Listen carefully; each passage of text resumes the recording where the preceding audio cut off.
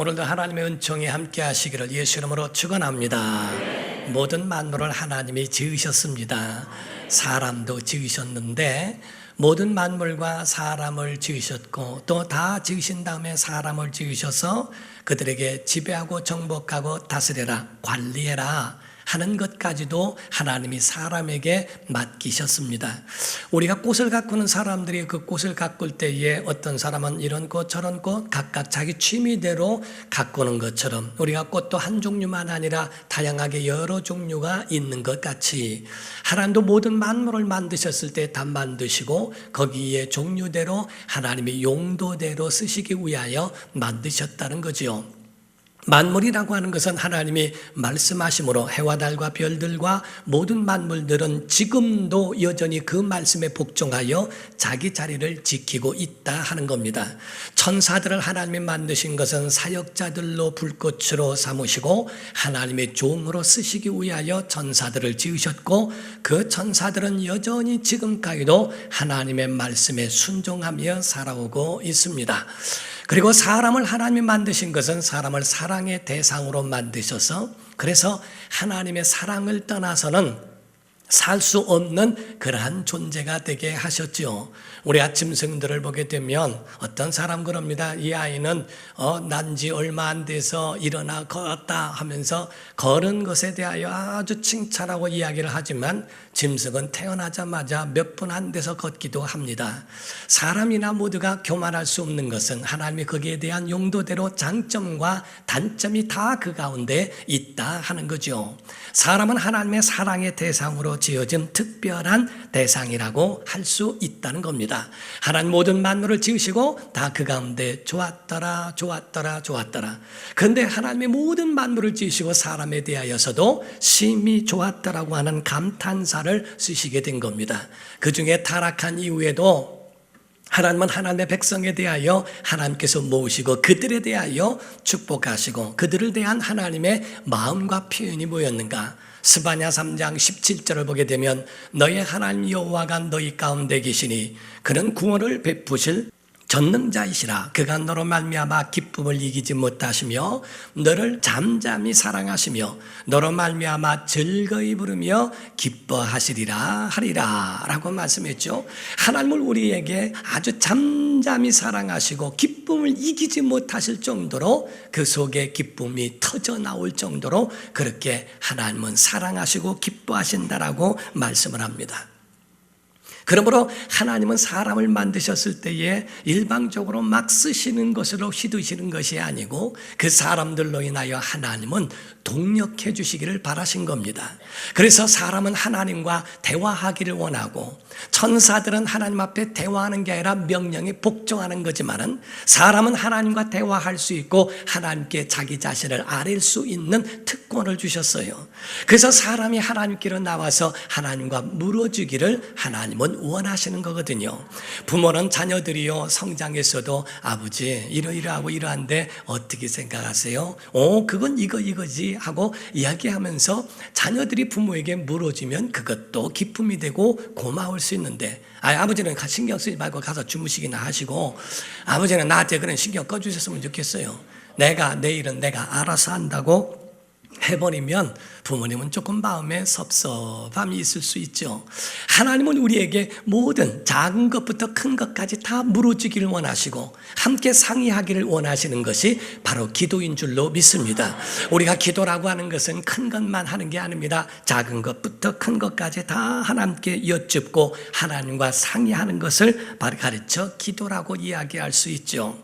우리가 행복이라고 하는 것이 뭡니까? 어떤 사람 말하기를 행복이라고 하는 조건에 세 가지를 말했는데 첫 번째가 갈 곳이 있으면 행복하다, 두 번째는 할 일이 있으면 행복하다, 세 번째로는 사랑할 대상이 있으면 행복하다라고 이야기를 합니다.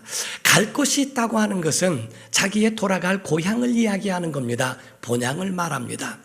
어떤 어린아이가 동네에서 막 칼싸움을 한번 놀다가 그 나무가 부러지면서 손에 가시가 박혔어요. 그 가시 박힌 걸 보고 울면서 엄마 하고 뛰어가서 엄마에게 상처를 보이고 치료를 받습니다.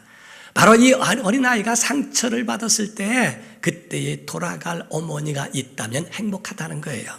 바로 우리가 돌아갈, 명절이 돼도 돌아갈 곳이 없다면, 명절이 되어도 돌아갈 본향이 없다면 얼마나 마음이 쓸쓸하고 외롭겠느냐 하는 거지요. 성경에 우리에게 돌아가셨다라는 표현을 말할진데, 육체와 혼과 영에 대하여 세 분류로 말하면 육체는 흙으로 돌아간다는 의미입니다.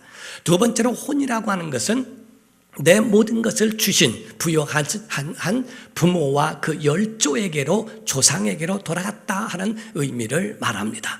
세 번째로는 영혼 하나님께로 돌아갔다라고 성경은 표현하고 있습니다.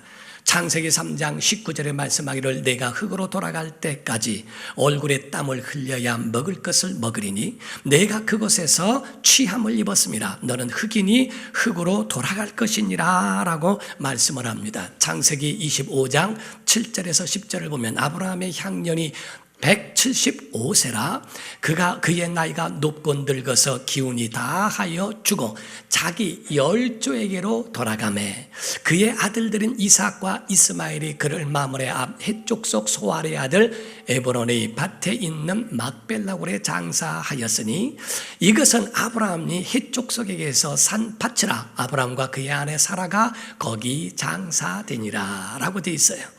이와 같이 바로 열조에게로 돌아간 것에 대하여 말하고 육체는 흙으로 돌아간 것에 대해서 말을 하죠. 그러나 전도서 12장 7절 이하에 보면은 흙은 여전히 흙으로 돌아가고 영은 주신 하나님께로 돌아가기 전에 너희는 창조주를 기억하라 하는 말씀도 있습니다. 저희 교회에서 장례를 치르게 되면은 장례식장에서 요즘에는 거의 화장을 합니다만은 그전에는 산에서 장례를 치르는 경우가 많았어요. 산에 가서 장례식 할 때에 하관 예배를 할 때에 축도 바로 전에 취토를 하게 됩니다. 그리고 그거를 손으로 잡고 얼굴에서부터 몸 3번을 뿌리게 되는데 얼굴에 있는 것에 뿌릴 때에 3가지의 제가 선포를 하게 됩니다. 첫 번째로는 이 영은 하나님께로부터 왔으니 하나님께로 돌아가라. 몸은 주 예수의 날에 부활할지어다. 그리고 육체에 대해서는 육은 흙이니 흙으로 돌아가라 하고 명합니다. 이와 같이 선포함으로써 바로 사람이 돌아갈 곳에 대하여 이야기합니다. 과연 하나님이 우리 아버지가 되신다면 육체가 흙으로 돌아갈 때 그리고 그 혼과 이것이 열죄로 돌아갈 때에 그 영이 하나님께로 돌아가도록 되어 있는가 하는 겁니다. 바로 이와 같이 돌아갈 곳이 있는 것, 여러분과 저는 영원한 하나님의 나라가 있는 줄 믿습니다. 두 번째, 할 일이 있는 것을 이야기하고 있어요. 할 일이 있으면 행복하다라고 이야기를 합니다. 우리가 자기가 가지고 있는 사명이라는 게 필요해요. 루스라고 하는 사람은 말하기를 사람은 2번 태어나는데 한 번은 바로 존재로서의 태어나는 것이 있고 두 번째는 사명으로 태어난다고 이야기를 합니다. 사람이 만약에 사명을 그걸 발견하지 못한다면 존재로서 살아가는 그 삶은 다 헛된 것이고 그 사람은 사는 것이 아니라고 이야기를 하죠. 사람은 사명 때문에 사명이 있고 그 사명이 있을 때까지 생명이 같이 그 가운데 존재하고 있는 것을 가르쳐 말하고 있어요. 저는 여러분들이 사는 날 동안에 신앙생활 잘하기를 바랍니다. 신앙생활 잘할 수 있는 3가지를 여러분 머릿속에 염두에 두셨으면 좋겠어요. 첫 번째, 여러분 마음에 신앙이 있어야 됩니다. 여러분 마음에 하나님이 있어야 할 줄로 믿습니다. 하나님 앞에서 고람되오라고 말하는 것처럼 하나님 앞에서 신앙생활하는 것, 이 말은 다른 말이 아닙니다. 하나님이 보이는 곳에 있으라는 얘기예요. 우리가 보게 되면 하나님이 보이시는 그곳에 있는 것, 어린아이들은 부모의 눈이 있는 곳에서 벗어나면 안 됩니다. 그래서 모든 부모들은 각각 자기가 일하고 말하고 놀면서도 항상 귀가 열려있고 눈이 열려있고 항상 그 관심이 아이에게 있습니다. 아이가 잘 놀고 있는지, 잘 먹고 있는지, 위험한 곳은 없는지 살피게 되죠. 한번 잘 일하다가 봤을 때 아이가 없으면 그 아이를 찾습니다. 찾고 보니까 그 아이가 잘 놀고 있으면 안도하죠. 이와 같이 하나님께서는 하나님의 사람들이 하나님 보이는 곳에 있기를 원한다는 거예요. 사람들이 하나님 보이는 곳에 있다면 허튼 짓 하겠습니까? 하나님 보이는 곳에 있는데 그 가운데에 하나님을 모독하는 죄를 범하겠느냐 하는 거죠. 밤에 죄가 이루어진다는 것은 하나님 보이지 않다고 생각해서 그렇습니다. 그러나 우리의 신앙생활은 하나님 앞에서 이루기를 주 이름으로 축원합니다. 두 번째로는 주님의 성품이 있어야 한다는 거죠. 주님의 성품은 주님의 모습을 이야기하는 거예요. 주님의 모습, 과연 우리의 말 속에, 우리의 마음 속에, 우리의 삶 속에, 우리의 죽음까지라도, 우리의 모습까지라도 주님이 보이느냐 하는 거죠. 우리가 말할 때에 당신을 보니 주님이 보입니다. 당신의 말과 당신의 모습 속에 주님이 보입니다 하리만큼 스데반이 돌에 맞아 죽는 가운데도 저들의 죄를 저들에게 돌리지 마옵소서라고 하는 그의 모습이 주님의 말씀과 똑같은 것처럼 바로 주님의 모습이 과연 우리 속에 보이느냐 하는 거죠. 세 번째가 성령으로 살기를 주 이름으로 축원합니다. 여러분의 선택은 다 완벽하지가 않아요. 하나님이 도와주셔야 합니다. 여러분이 선택하는 모든 일들 가운데도 하나님이 간섭하시고 개입하셔서 그런 모든 것들을 다 돌아보시며 함께 하실 수 있도록 성령에 감동된 사람 되기를 예수 이름으로 축원합니다. 할 일에 대하여서는 이와 같이 우리가 하나님 앞에 세 가지를 기억해야 할 줄로 믿습니다. 세 번째로 바로 사랑할 대상이 있느냐, 하나님과의 관계를 이야기하고 있어요. 하나님과의 관계 속에서 그 사랑을 주고받을 수 있다면 이는 행복한 사람이라 하는 거죠. 사람과의 관계 속에서도 그 관계가 사랑으로 주고받는다면 일평생 함께하고 싶을 겁니다. 그들과 평생을 같이 사랑하는 사람과 함께 먹고 자고 그 모든 일들을 한다면 이같이 행복한 일은 없죠. 그런데 더군다나 하나님의 사랑을 받고 하나님께로부터 이와 같이 사랑을 받기도 하고 사랑을 하기도 한다면 이 같은 행복이 어디 있느냐 하는 겁니다. 하나님은 다른 것을 요구하는 게 아니라 하나님은 자기와 동행하기를 원하시는 거거든요. 그러므로 에녹이라고 하는 사람도 마찬가지입니다. 에녹이란 사람은 하나님과 동행하고 그렇게 살다가 하나님이 부르셨을 때에 데려감을 받은 사람을 이야기해요. 구약에는 엘리야도 또 에녹도 죽음을 보지 아니하고 하나님이 데려간 사람 중에 사람들을 이야기합니다. 창세기 5장 21절에서 24절을 보면 에녹은 65세에 무드셀라를 낳았고 무드셀라를 낳은 후 300년을 하나님과 동행하면서도 자녀를 낳았다는 거죠. 모든 생활을 같이 했어요.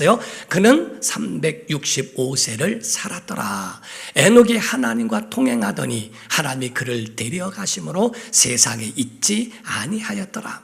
이 땅에 살고 있지만 하나님과 사랑의 관계 속에서 살다가 하나님이 과연 결국에 마지막에는 하나님이 그를 하늘에 데려가시는, 죽음을 보지 않고 데려가시려 영원히 함께 하신다고 하는 그 증거와 그 말씀을 여기에 기록하고 있어요. 사랑하는 성도 여러분, 사랑하면 행복하고요. 아멘 해보시옵소서. 이럴 때 잠은 안 돼요. 사랑하면 행복하고요. 행복하면 예뻐집니다. 사람과 사람 사이에도요, 사랑하면 얼마나 예뻐지는지 몰라요. 행복한 그것이 얼굴로 나타나니까 확 펴버리고, 그리고 그것이 아름다움으로 그렇게 표현되는 것이 나오죠. 어떤 가정에 초등학교 아이가 있대요. 초등학교 2학년 아이인데 그 아이가 학교 가라고 일어나도 안 일어났던 애가 어느 날 갑자기 일어나더라는 거예요. 일어나가지고서 그냥 막 머리도 감고 혼자 감고 머리도 빗고 막 구리무도 발라가면서 얼마나 막 그래요. 그래서 얘가 왜 일어나 해서 잘 그거를 유심히 엄마가 봤더니 전학원 애가 있는데 너무 잘생겼대요. 이 아이가 그 전학원 아이가 지나가는 그 시간에 맞춰서 나가느라고 자기를 초등학교 2학년이 벌써부터 말이요, 마음속에 사랑하는 마음을 가지니까 그 마음속에 자기를 예쁘게 단장하고 예쁜 모습을 보이려고 하는 그것을 봤다고 얘기를 하죠. 여러분, 어떤 불륜이나 이런 사람들도요, 보면 어쨌든 잠깐 동안은 사랑하는 동안에는 그래도 에너지가 생겨서 예뻐진다는 게요. 식당 가면은 그런 얘기를 해요. 식당 가면 불륜인지 부부인지 딱 알아본다는 겁니다. 부부들은요, 식당에서 딱 하면은요, 세 가지 딱 보면 안 돼요. 둘이 시킬 때에, 불륜이 딱 시킬 때는요, 첫 번째, 제일 비싼 거 시킨대요. 두 번째로 음식은 관심이 없고 얼굴에 관심이 있대요. 세 번째로 나갈 때에 남자가 계산을 한대요. 부부는요, 딱 돌아가지고서요, 식사를 딱 할 때 저렴한 거 시킨대요. 얼굴에 관심 하나 없고 음식에 관심 있어서 어여 많이 먹기나 혀 하고 먹게 한대요. 나갈 때 부인이 쿠폰 낸대요. 전부가 보면은 부부도 불륜도, 근데 그러한 불륜한테 잘하는 걸 부부한테 잘하면 얼마나 감사하겠어요. 자기 아내에게 아름답다, 예쁘다, 멋있다, 참 이래 나는 너무 행복하다 한다면 그게 얼마나 좋겠어요. 불륜이나 이런 사람들은 해봐야 거기서 부작용이 굉장히 많이 납니다. 그러나 바로 부부가 할 때는 부작용이 없어요. 항상 그 가운데 기쁨이 있고 감사가 있고 그냥 그 가운데 행복함이 그 안에 넘쳐나지 않습니까? 아내한테 말이야 하는 말이, 아이고 호박에다 줄근다고 수박 되냐, 화장품 비싼 거 쓰면 뭐하냐, 다 그게 그거지 하가면서 얘기는, 그런 말이 뭐가 그렇게 그에게 도움이 되고 행복하게 할까? 남편에게 구박을 많이 받은 여자가요, 부인이요, 같이 길을 걸어가서 그날도 아주 말에 상처를 받아서 툭툭 보이셔가지고 같이 걸어가고 있는데, 남편이 가다가 이게 조금 뭐였는지 에이 하고 가는데 무단 횡단을 하게 됐는데, 갑자기 저쪽에서 차가 확 오더니 그냥 브레이크를 팍 팠더래요. 그랬더니 하는 말이, 야, 눈 어디다 뜨고 다녀? 하면서 바보, 멍청이, 말미잘, 된장 해가면서 막 욕을 막 해대면서 말이야, 이 집구석에서도 제대로 못하는 것이라 막 해가면서 막 욕을 하고 가더래요. 부인이 와서 남편한테 물었답니다. 아는 사람이냐고. 모른다 그랬더니, 그런데 어떻게 정확하게 얘기하냐고 그러더래요. 당신에 대해서 정확하게 얘기하더라고. 그런 말 안 들으려면요, 정말 서로가 사랑을 주고 받을 수 있는 이야기가 오고 가야 할 줄로 믿습니다. 사랑하는 성도 여러분, 사람은요 어떻게 길들이냐에 따라서 자기 자신이 그렇게 가게 되어 있어요. 정말 사람을 비하하며 살아간 사람은 그렇게 살아갑니다. 길들였기 때문에.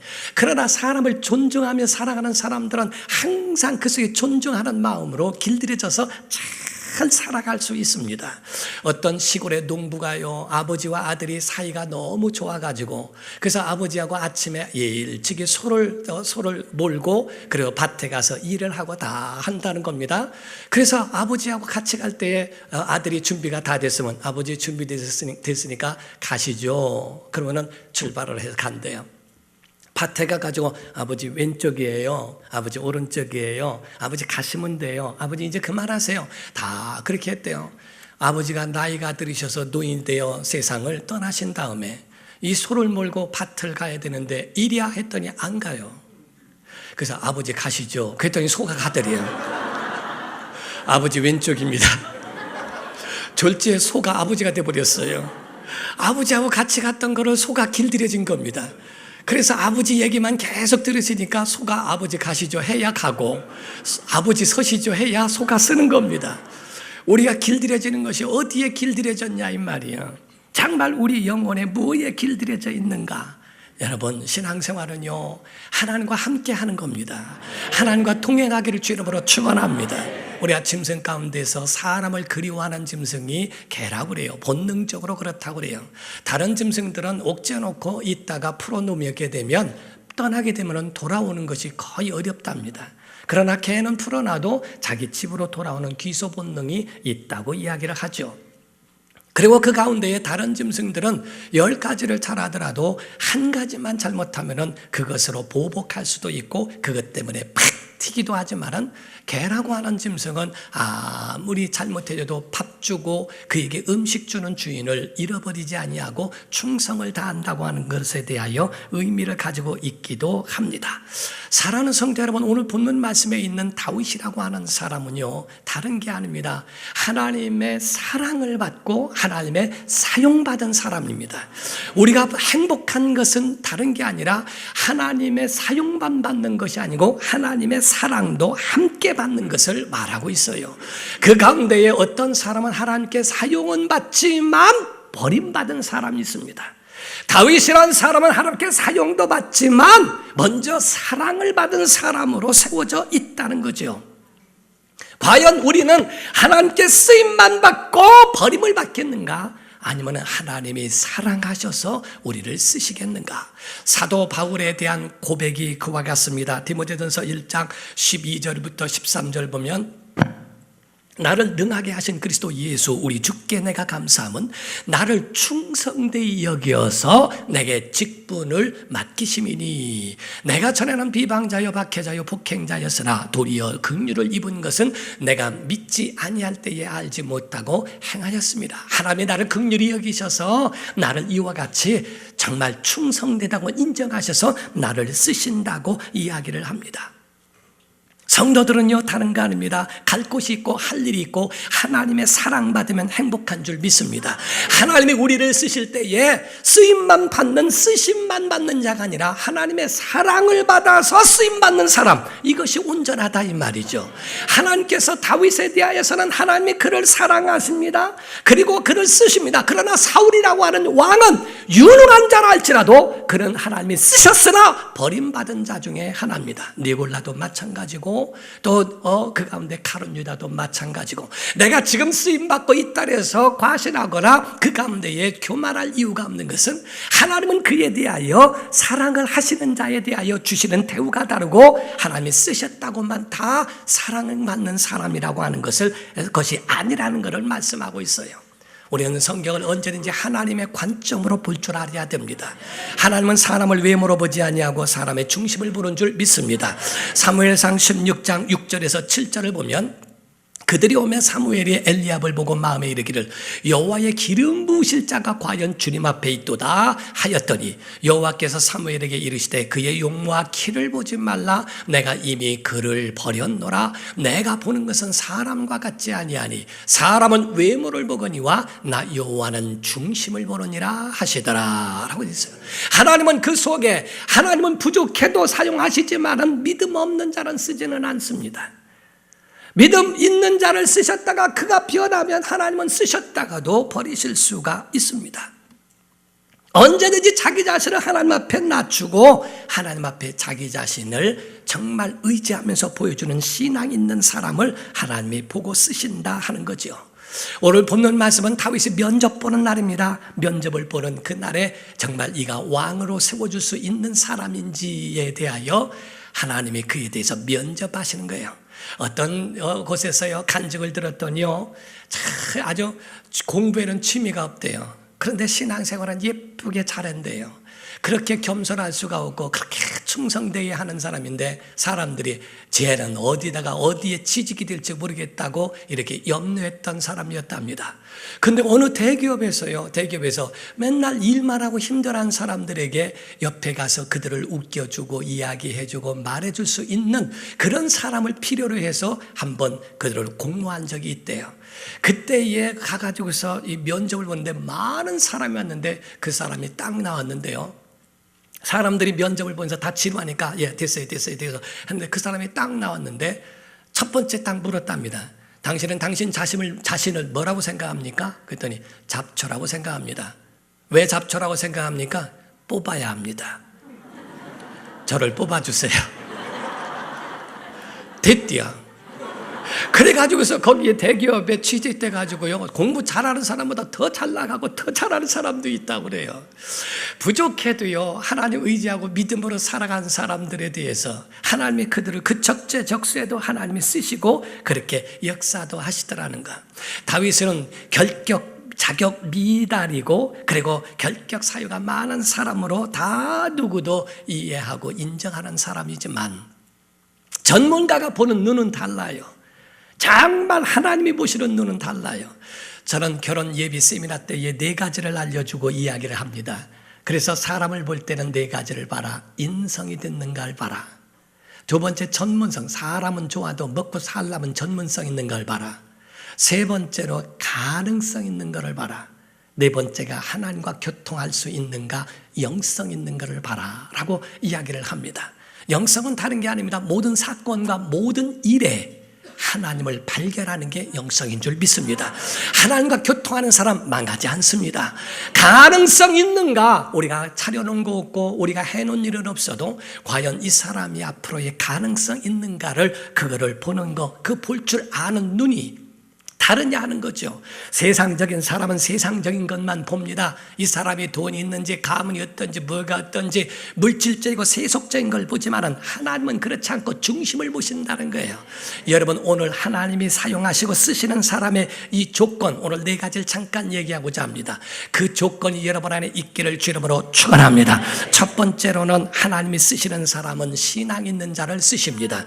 로마서 1장 28절에 또한 그들이 마음에 하나님 두기를 싫어하며 하나님께서 그들을 그 상실한 마음대로 내버려 두사 합당치 못한 일을 하게 하셨다라고 되어 있어요. 그 마음속에 하나님이 없는 자는 하나님 쓰지 않습니다. 마음속에 하나님이 있는가? 하나님이 있는 자를 하나님이 쓰신다 하는 거죠. 하나님과 함께 걸어가는 동행하는 성도 되기를 주 이름으로 축원합니다. 두 번째, 자기를 낮추는 자를 쓰신다는 거예요. 우리가 권력을 갖고 무엇을 얻었다고 그것 때문에 기고만장하고 하나님에 대하여 원망하고 불평하고 뭔가가 그 속에 있는 그러한 교만으로 가득 찬 자는 하나님 쓰시지 않아요. 사랑하는 성도 여러분, 우린 원망 불평 이것이 있는 한 하나님께서 우리를 쓰시지 않는다는 것도 아셔야 됩니다. 하나님이 우리를 낮출 때에 쓰임받는 여러분 되기를 주 이름으로 축원합니다. 세 번째가 자기 일에 성실한 사람을 말해요. 자기에게 주어진 일에 대해서 성실한, 우리가 젊은 사람들이나 자녀들은요, 부모의 심부름을 잘 하는 것도 은혜입니다. 성경에 다윗이라고 하는 사람도 마찬가지로 심부름해서 자기 형님들을 만나러 갔다가 골리앗을 때려 죽이는 역사가 있어요. 요셉이라고 하는 사람도 심부름하다가 역사가 일어난 겁니다. 결국에는 총리로 올리기 위하여서는 그와 같은 모든 과정들을 다 거치게 된 거죠. 심부름할 때 요즘 아이들은 심부름은 안 하려고 그래요. 왜 나만 좋고 뭐 이래 가면서 입에다가 한 큼 집어넣어가지고서 이게 볼먹은 소리라고 그러죠. 입에다가 밥 한 숟갈 집어넣고서 말도 안 나오는 거에서 내 나만 좋고 해가지고 옛날 같으면 연탄 집게를 얻어 터집니다. 요즘에는 상처받고 극한 타락될까봐 그것 때문에 알았어 하고 말지만은 옛날은 그런 거 용납하지 않습니다. 뭐 이런 게 어디 있습니까? 바로 심부름 하다가도 은혜가 임하는데 우리가 기쁨으로 행하면 얼마나 감사하겠냐 이게요. 자기 일에 성실한 성도 되기를 주 이름으로 축원합니다.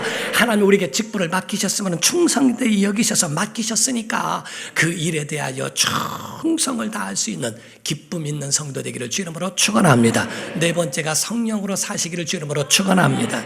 사랑하는 성도 여러분, 다윗이라는 사람은 자기 평생에 왕의 직책에서 떨어지는 것을 두려워한 것이 아니라 내게서 성실을 거두지 마옵소서라고 그렇게 기도합니다. 시편 51편 10절 이하에 보면 하나님이여 내 속에 정한 마음을 창조하시고 내 안에 정직한 영을 새롭게 하소서.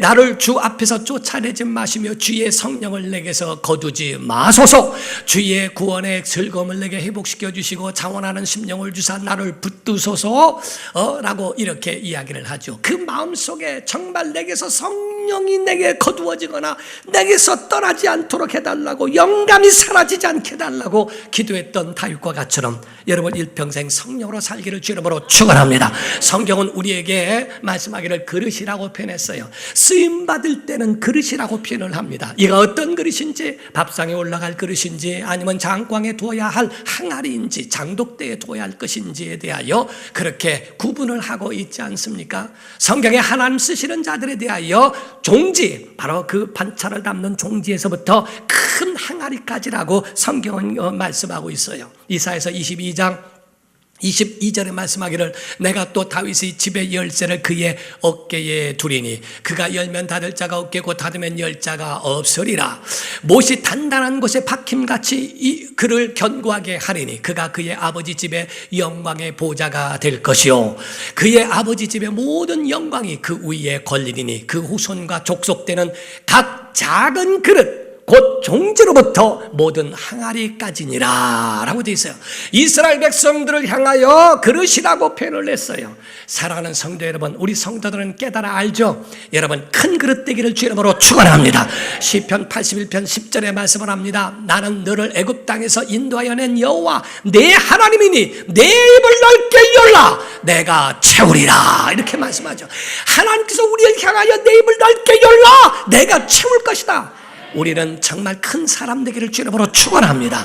두 번째가 디모데후서 2장 20절 21절에 말씀을 합니다. 큰 집에는 금그릇과 은그릇뿐 아니라 나무그릇과 질그릇도 있어 귀하게 쓰는 것도 있고 천하게 쓰는 것도 있나니 그러므로 누구든지 이런 것에서 자기를 깨끗하게 하면 귀 쓰는 그릇이 되어 거룩하고 주인의 쓰심에 합당하며 모든 선한 일에 준비함이 되리라. 우리는요 금그릇 대 가지고서 찬장 안에 있는 게 그게 좋은 게 아니에요. 저렴하고 부족해도요 그 주인의 손이 많이 가는 그릇이 귀한 그릇인 줄 믿습니다. 큰 그릇보다도요 귀한 그릇 되기를 주 이름으로 축원합니다. 쓰임 받기 위해서는 깨끗해야 한다는 거예요. 자기 자신을 정결케 하고 깨끗한 그릇 되기를 주 이름으로 축원합니다. 세 번째는 깨지지 않는 그릇 되어야 됩니다. 여러분, 그릇이 깨지면 소용이 없어요. 쓸모가 없어요. 아무리 좋은 그릇도 깨지면 셉니다. 수십 년을 신앙생활하는데 왜 복이 고이질 않는가? 깨져서 그래요. 깨져서 그래요. 왜 하나님을 의지하는데 옆에 있는 사람들도 복의 사람으로 인하여 복을 받는데 왜 정상적으로 신앙생활하는데 복이 고이지 않는가? 깨져서 그래요. 새는 이유가 있다는 거예요. 성경은 아브라함 때문에 롯이 복을 받고 소돔과 고모라에서 구원을 받습니다. 요셉이라는 사람 때문에 보디발의 가정이 복을 받고 감옥이 삶과 다 분위기가 바뀌어지며 애굽 땅에 있는 모든 사람도 복의 근원인 요셉을 통하여 그 환난과 흉년을 이겨내지 않습니까? 그럼에도 불구하고 왜 내가 신앙생활하는데 왜 복이 고이지 않는가? 깨져서 그래요. 성물을 건들지 말라는 거예요. 성물은 11조와 천열매와 직분입니다. 하나님의 것을 건들지 말고 하나님의 것을 정말 감당할 수 있어야 한다는 겁니다. 두 번째가 서원이에요. 하나님 앞에 서원하고 말한 것은 지켜야 한다는 거죠. 그것 때문에 새 나간다는 거예요. 세 번째가 교회예요. 오늘날 교인들이 교회를 욕해요. 왜 그 교회가 왜 그러느냐? 우리도 타켓이 될 수도 있습니다. 교회가 어려울 때 교회를 위하여 기도해 줘야 됩니다. 교회가 왜 다방보다 많으냐 뭐하냐 욕할 필요가 없어요. 정말 교회라고 하는 것이 하나님을 예배하는 것 소중히 여기기를 주 이름으로 축원합니다. 네 번째로 예배입니다. 예배 가운데 과연 예배를 해버리는 건 아닌지, 가치 없는 싸구려 예배하는 건 아닌지, 세상에 있는 것은 널려 있고 그런데 자기 이름 내고 기분 따라서 돈은 팍 써가면서도 주 앞에 나오는 그 시간만큼은 정말 인색하진 않은지, 예배 가운데는 생각이 다 따로가 있고 예배 가운데는 하나님은 전혀 그 마음속에 없는 건 아닌지 세서 그래요. 다섯 번째가 말입니다. 말이 복이 있어야 된다는 게 신앙적 용어가 있기를 주 이름으로 축원합니다. 하나님은 그것을 없이 하신 후에 우리 속에 그 신앙적 용어가 있고 믿음의 길, 우리는 기차는 열차 길이 있을 때 지나갈 수 있죠. 우리는 우리의 믿음의 말이 있는 곳에 하나님은 역사해 주십니다. 하나님이 사랑도 하시고 하나님도 쓰시는 성도 되기를 예수 이름으로 축원합니다. 기도하겠습니다. 이 시간에 다 같이 통소리 할 때 그릇이라고 그랬어요. 여러분, 그릇 깨지지 않아야 합니다. 깨졌으면 떼워야 합니다. 그래야 복이 고입니다. 쫄쫄쫄쫄 물이 흘러도 깨지지만 않았으면 밤새 한 다라이 가득할 수 있어요. 깨지면 아무리 잘 나오는 물 가운데 있어도 하나도 고이지 않습니다. 하나님, 우리가 깨지지 않는 그릇 되게 해주소서.